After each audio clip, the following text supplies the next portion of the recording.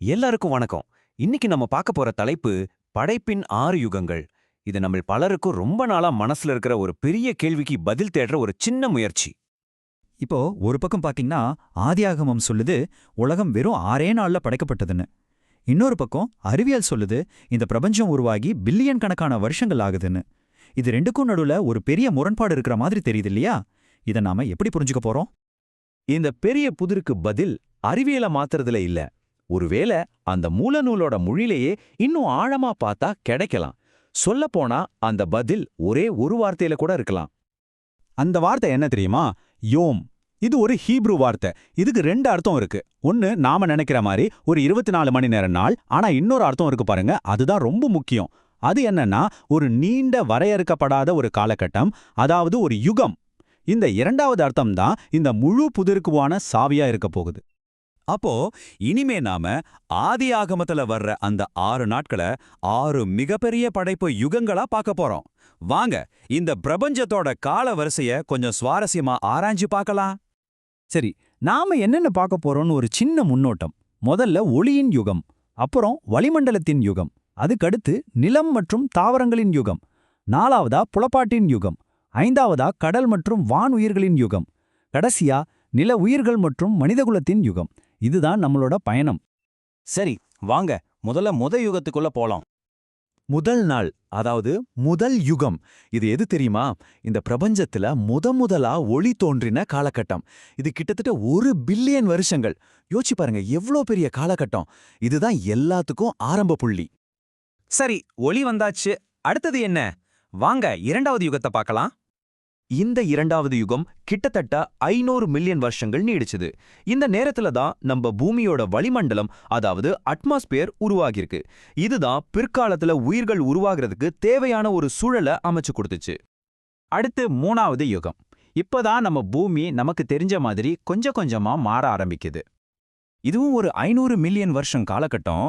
இந்த சமயத்துல தான் முதலா உலர்ந்த நிலம் உருவாகுது. அது மட்டும் இல்ல, முதல் தாவரங்களும் வளர ஆரம்பிக்குது. சொல்லப்போனா பூமியில உயிர்களோட கதை ஆரம்பிக்கிறதுக்கு இதுதான் முதல் படி. அடுத்து 4வது யுகம். இது கொஞ்சம் வித்தியாசமானது. இது ஒரு புது படைப்பை பத்தினது இல்ல. அப்போ எதை பத்தினது? இது புலப்பாட்டின் யுகம். அதாவது இந்த நேரத்துல சூரியனோ சந்திரனோ நட்சத்திரங்களோ புதுசா உருவாக்கப்படல. அதுக்கெல்லாம் முன்னாடியே இருந்தவைதான். ஆனா பூமியோட வளிமண்டலம் கொஞ்சம் தெளிவடைஞ்சு இப்பதான் பூமியிலிருந்து இதையெல்லாம் முதல் முறையா பார்க்க முடிஞ்சது. இது ஒரு பார்வை சம்பந்தப்பட்ட விஷயம். இப்போ 5வது யுகம். இங்க தான் ஒரு பெரிய ஆச்சரியம் நடக்குது. உயிரினங்களோட வளர்ச்சி ஒரு பெரிய உச்சத்தை தொடுது.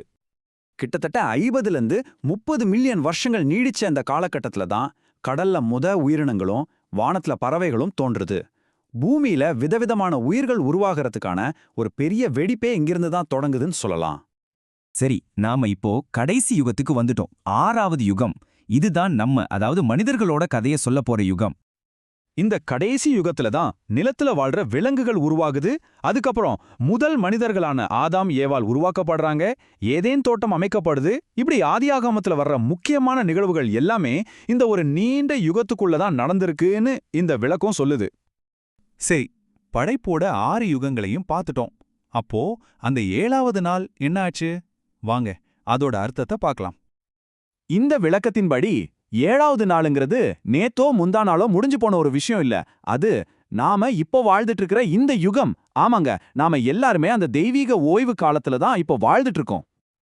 அப்போ இதையெல்லாம் வச்சு பார்க்கும்போது நமக்கு என்ன புரியுது? இந்த பார்வை எப்படி நம்பிக்கைக்கும் அறிவியலுக்கும் நடுவுல ஒரு பாலமா அமையுது? இந்த ஒரு மேற்கோள் எல்லாத்தையும் விளக்கிடும். கடவுளுக்கு ஒரு நாள் 1000 வருஷம் மாதிரி, 1000 வருஷம் ஒரு நாள் மாதிரி. அதாவது தெய்வீக காலங்கிறது நம்மளோட கடிகார நேரத்தை மாதிரி இல்ல. அது முற்றிலும் வேறொரு பரிமாணம். இதை நாம புரிஞ்சுக்கணும். ஆக நாம கடைசியா புரிஞ்சுக்க வேண்டிய விஷயம் என்னன்னா, இந்த விளக்கம் ஆதியாகமத்தையும் அறிவியலையும் எதிரிகளா பார்க்கல.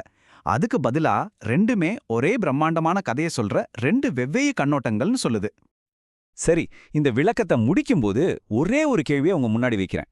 காலத்தையும் நம்ம வாழ்க்கையும் இந்த மாதிரி ஒரு பெரிய அண்ட கண்ணோட்டத்துல பார்த்தா நம்பிக்கை, பிரபஞ்சத்துல நம்மளோட இடம், இதெல்லாம் பத்தின நம்ம பார்வை எப்படி மாறும்? கொஞ்சம் யோசிச்சு பாருங்க.